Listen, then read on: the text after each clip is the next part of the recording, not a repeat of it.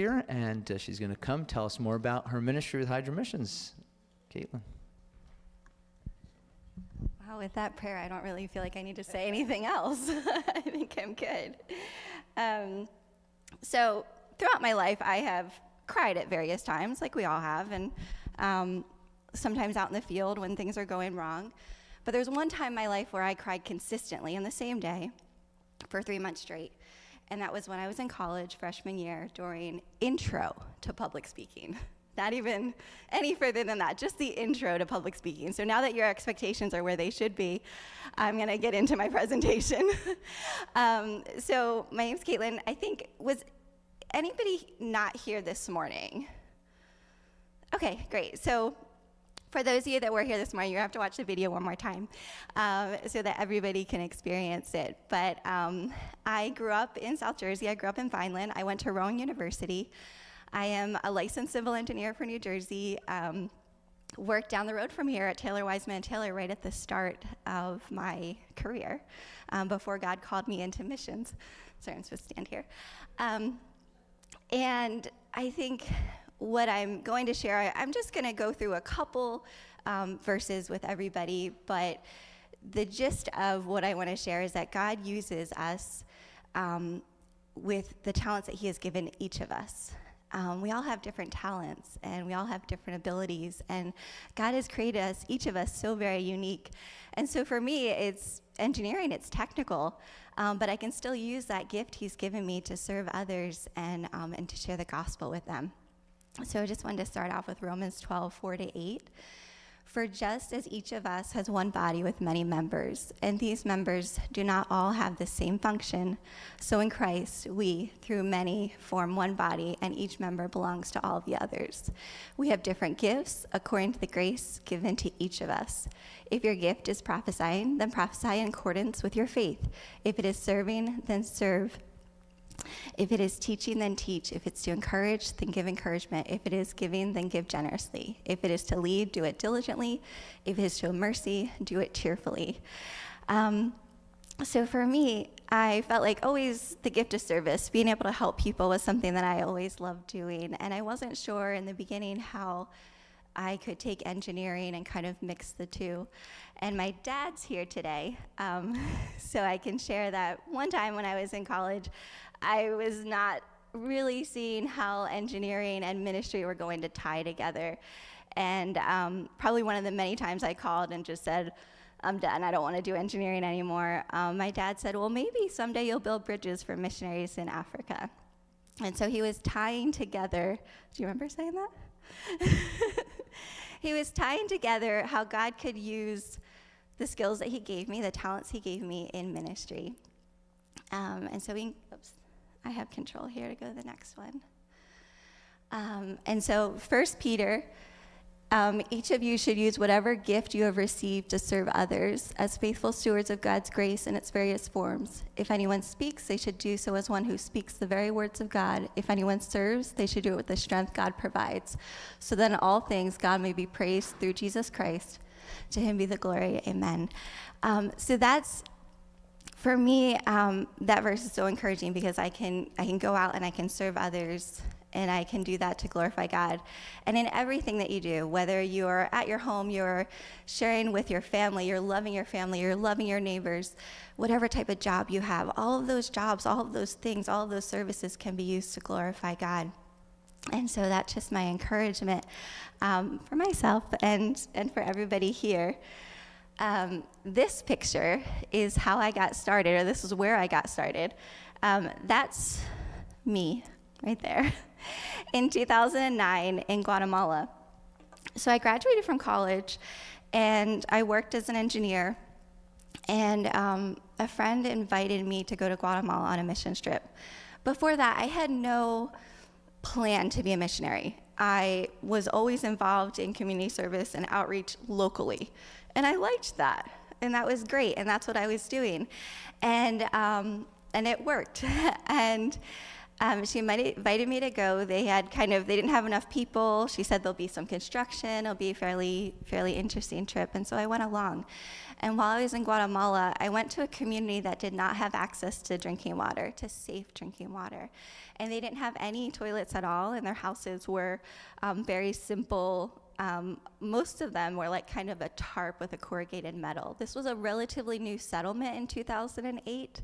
And so that was my first exposure to people that were truly living without the basic necessities: water, sanitation, shelter.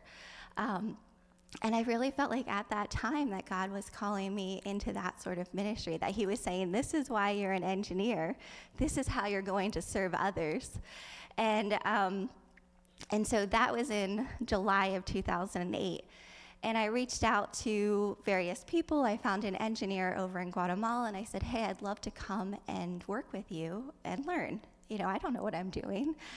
And I got a leave of absence from my job. Everything was on course for me to head and to train under this engineer. And a few weeks before the project, he emailed and said the project's been canceled. And I thought, okay, now what do I do? Here I've kind of built up all of this momentum and this plan, and I'm ready to go. I have this leave for 3 months from my job. And the missionary that I met in that village that first time in July of 2008 emailed me, and she said, I heard you were trying to come to Guatemala. She said, why don't you come back to San Antonio? We need to do a water project there. And I said, okay, that's great. But I don't know if it aligns with when I have off from work. I don't know if I can do it. And I said, when does your project start? And she says, it starts when you get here because you're going to run it. And I thought, no, this is not what I signed up for. I signed up to learn and to study under somebody. But sometimes God calls us into situations that seem really outside of our comfort zone. And that's what that was for me. But I prepared kind of as best I could. I talked to some more experienced engineers and in the office that I had been working in, and I got on that plane with a English-Spanish dictionary, because I did not speak any Spanish at all. And I sat down and I started chatting with the gentleman next to me, and he was going to check on a water project that was going to be in the same department, the same state that I was going to be in, Guatemala. And so it was just a little nudge from God that said, I'm watching out for you. I've called you out there, but I'm not going to leave you out there all by yourself. And over the next couple of months, I worked with the community. The missionary actually went home on furlough. So, I was really out there by myself. But this is San Antonio and Guazacaman, and this was their existing water source. So what they had was a deep well, and then they would pipe it to this cistern. And here's some kiddos that are carrying water from the cistern. So that open water source was where everybody in the community collected their water. So that is not very safe. You should imagine horses are drinking water there. They're dipping buckets in there, and then they're taking those buckets in the school. They're putting them on the grounds. And so that's kind of what it looks like to access water in a way that's not safe and sanitary. This is the team. I'm over here. And these guys were fantastic. So this community was ready and willing and wanting a water project. And so we worked together. This was early in 2009. So we finished this elevated water tank. These are pilas. These are areas where people can wash their clothes. These are showers back here. And we put in latrines as well, because the community did not have any latrines. So it's no place to go to the bathroom, basically, which is pretty common and something that Hydromissions does address. And I was just recently back there. I go back every couple years when I can, and so this is Chusita on the left and on the right, and that's 15 years apart. So you can see a lot of growth and development in Chusita as well as the area. And now the community doesn't need that water project anymore. As of 2 years ago, they stopped using it, and that's okay, because now the homes have some piped water. We did a project in 2016 to pipe water to a lot of the homes. And we also did a program to get latrines at each of the homes. And so it's it's great to go back and see something, even though we worked so hard and it was my first project and I hold it really tight and close. It's so wonderful to see if the community doesn't need it anymore, that they've been able to kind of outgrow that project. So that was my start. That's how I got started in water ministry. That's how I kind of got the calling from God. And now I'm going to play a video that explains the organization that I manage. So Hydromissions is a rather small organization, the only full-time missionary with Hydromissions, and I've been managing it as a full-time missionary for the past 10 years. But I started with them in 2010. So here's a video of what we do and why we do it. Over 1 million people are estimated to die each year from diarrheal diseases as a result of unsafe drinking water, inadequate sanitation, and poor hygiene practices. That is an incredible number of people dying from something that is preventable. Hydromissions International is a faith-based nonprofit that provides safe water systems, sanitation facilities, and hygiene education programs to remote communities worldwide. So far, we have served in 40 countries across 5 continents. 790 million people still lack basic water services, and among them, 144 million collect drinking water from surfaces like this one. You probably wouldn't want to bathe in this water, let alone drink it, but that is the reality for millions of people. In addition, the burden of carrying that water falls on women and children. They miss out on school and opportunities when their days are spent carrying water for their families. The tool we use to drill wells is a manual auger, a transportable tool that isn't limited by vehicle access. We have placed it in small canoes, strapped it to donkeys, and even split up all the pieces to carry between villages by hand. As long as we don't hit rocks, we can actually go to a depth of 100 feet to reach water with the auger. After we reach water, we go through the process of protecting the new water source by casing it with PVC pipe, filter pack, and cement. Lastly, we figure out manual ways for retrieving the water from the well. This is an example of a training session with the community where they practice taking apart and rebuilding one-way check valves for the manual hand pumps. We design our pumps based on items that are locally available and affordable to create sustainable systems. After training is complete, the drilling tools are donated to the community so they can drill as many wells as they want. Our process of training and equipping them with the tools encourages ownership, which results in sustainable wells. If we can't reach water by drilling wells, we move on to rainwater collection systems. These systems utilize metal roofs, gutters, and water storage tanks to capture and store water for later use. In each of our projects, we provide 10,000 liters of water storage to central facilities such as schools, churches, and medical clinics. The medical clinic shown here is in Uganda. Dr. Sarah is thrilled because of the water tanks, she's able to have indoor plumbing. The community members are going to benefit a lot because there is no more struggle and suffering for water. After we're done with water, we focus on sanitation. 673 million people still practice open defecation. That's a huge reason why water gets contaminated.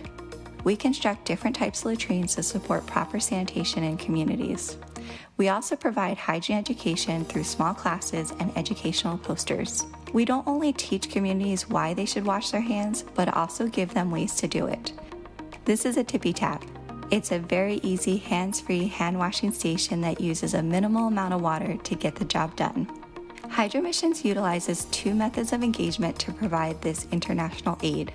Using US-based trainers, we can easily mobilize our technical knowledge to new villages and locations around the world to teach community members how to drill wells and establish new drilling programs. Our greatest impact is achieved through our second and preferred method. This program supports national trainers to facilitate construction in their own countries year-round. By engaging nationals to reach their own communities, Hydromissions can maximize the impacts of our programming and the funds entrusted to us. And of course, most importantly, the greatest impact our programs can have is to share the gospel of good news and hope in Jesus Christ. We explain that Jesus loves them and that He is the one providing for their needs as we dedicate each and every project to the Lord. To learn more, including how you can support the work, check out our website, hydromissions.org. Okay, so that's the clearest way I can explain what Hydromissions does. Sorry, keep moving around. I checked with my dad. He said I'm doing pretty good so far. So Hydromissions, one of the main questions that I get with Hydromissions is, how do you pick your communities? And we go by invitation to our communities. And so people usually find us online and usually reach out to us on behalf of maybe a community that they know of. Maybe it's a community they did a mission trip in. Maybe it's a community they've read about. And so, we do travel to these very remote areas. But when we go there, people are expecting us to show up, and they are ready for us. They know what we're going to do. Excuse me. A lot of networking is involved. So sometimes it's missionaries that bring me into a village that they left 10 years ago, but they still keep in touch, and they know the village needs water.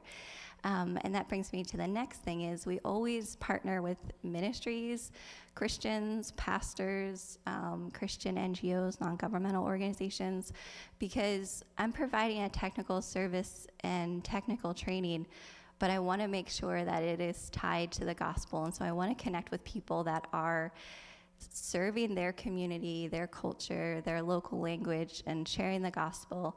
And maybe they need some way to open doors, to connect and to build those relationships. And a lot of those doors are open when you can provide for somebody's basic needs. And so if somebody needs water and they're collecting water from a pond, and a pastor can say, hey, we have water at our church over here. Come get water. It's yours. You don't have to come to the church. But day after day, they get water, and they start to talk to people, and they start to get to know people, and then eventually, prayerfully, hopefully, they're attending that church. And so I'll share 2 examples. Most of the time we do work through pastors, but sometimes we work through just really strong believers, people that really have a heart, and they don't have their own church, but they really still want to share with their communities. And so I'm going to just click this to that map. This is Bocas del Toro, Panama. All those blue dots are water wells that we have. At this point, we have over 170 water wells in Bocas del Toro. In Bocas, we work in a tribe of indigenous people group called the Nobe.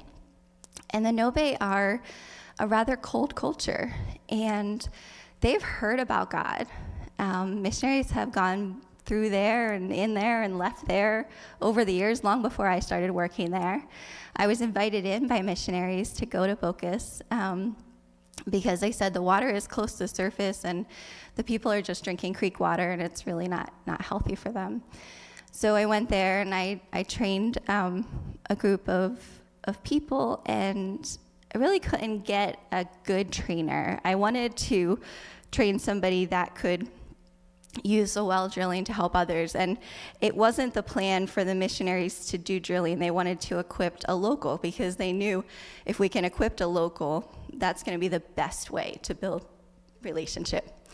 And so it took me about a year of going there. So the first year I spent about 5 months there over 2 trips, trained different people, worked with different people, and then a year later I trained a man named Simone. And Simone was the hardest one to train.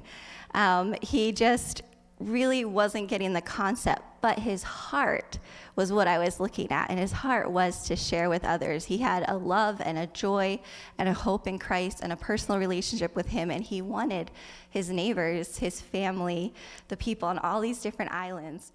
All these different islands are all different, oops, I'm gonna hit the wrong thing. These are all different little villages, and all these villages don't necessarily like the other villages. And so Simone had this goal of being able to share Jesus with all of these other communities that wouldn't necessarily want to hear what he had to say. And so I trained Simone, and I worked with him, and I spent more time in Panama than any other country. The first couple years, I would be there about 6 months out of the year. And we saw no fruit at all. People broke the wells, they broke the pumps, we kept drilling, we kept working communities. I always tell people, like, Simone's the water guy. If you want a well, don't come to me, go to Simone. Like, I was trying to make sure that they would respect him and see him as a well driller. And so it wasn't until 8 years had gone by. So by that point, we probably had about 120 wells, maybe 110 wells. And I was walking with Simone. I had missed some time because of COVID. And I was out with him. We were going to villages to check on the wells to see what needed to be done. And I noticed that he walked differently. And I noticed that people greeted him differently. And I noticed a shift and a change in how Simone was respected in all these different communities. And so I prayed about it, and I talked to Simone, and we decided to shift our program. So now we do 2 or 3 days of drilling, depending, and if it's 2 days, then we do 3 days of ministry or 2 days of ministry. And so he has days now that he's supported by Hydromissions that are dedicated to ministry, because now people are willing to listen to Simone.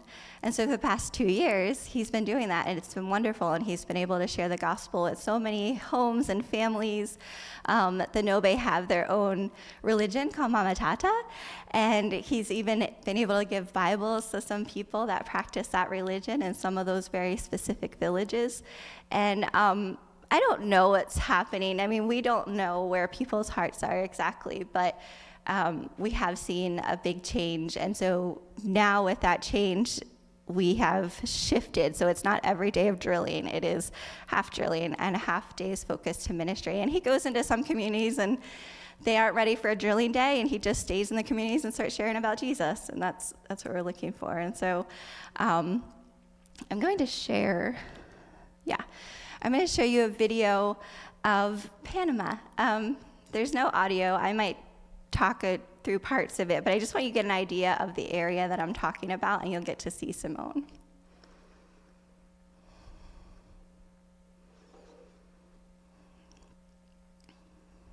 I think there's some background music. You can put it up if you want. So it rains a ton there, which is one of the reasons why people didn't really care about wells. But they are drinking their water from creeks, and they also aren't using toilets, and so those creeks are heavily contaminated. And so diarrheal diseases, I mean, that was just a way of life for a lot of these communities. It was very normal for them. And so that's why we were really invested on trying to get people interested in wells and having wells at their homes. This is Simone and I drilling together. And this is just one of the areas that we're drilling in. This region has a lot of clay, which is really great for our tools. And this is a community working with us, and you'll see us start to pull out water. So we will drill down as far as we can.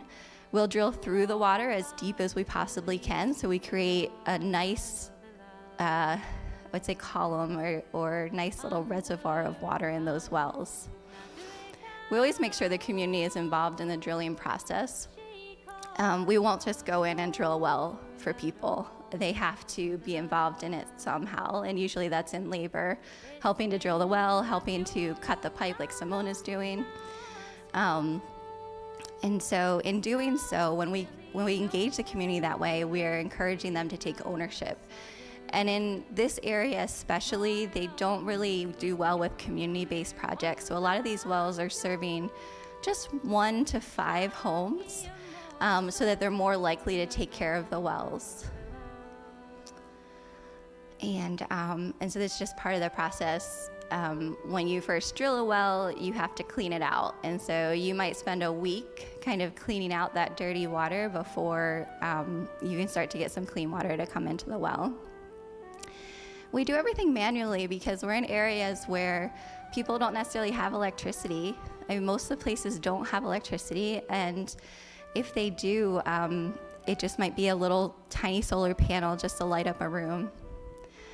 I have been injured more in Panama than any other country. That's just the dock right there. I've fallen off of docks. I've fallen down hills. I have twisted ankles. Panama's hard for many reasons, the people and the conditions. And but it's just beautiful because it's amazing to see this type of transformation, right? You saw the dirty water that we were cleaning out of the well, and then we could see after going through the cleaning process and after putting the cement pads in and everything, then we have a nice, clear, safe source of water for people to be drinking from. And that's kind of a day in the life in Panama.